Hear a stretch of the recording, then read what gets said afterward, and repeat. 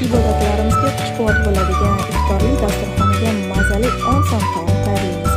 600 gram farshga 2 ta piyoz, 1 bog' kashnich, ozgina priprava va 1 choy qoshiq tuz solib, yaxshilab aralashtirib olamiz. Endi esa bizga shunaqa yog'ochli cho'pli kerak bo'ladi. Formacha qilib sixlab olamiz. Cho'plarimizga hammasini bir tekis qilib, chiroyli qilib listimizga taxlaymiz. Manda 10 ta chiqdi. Minchta skоворodkamizdan qizartirib olamiz. Ketidan yog' solib, kartoshkamizni har bittasini tekislab, ustidan pripravani qo'shamiz. Har bittasini yaxshilab qizartirishimiz kerak bo'ladi. Qizartirib bo'lganimizdan keyin alohida idishga olib qo'yib, endi shashliklarni shunaqa qilib har bitta tarafini qizartirib olamiz va uni ham alohida idishga olib qo'yamiz.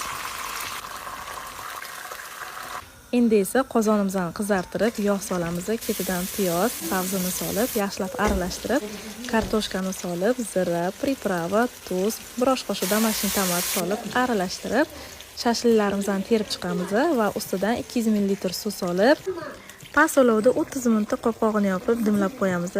Albatta tayyorlab ko'ringlar, juda ham mazali chiqadi.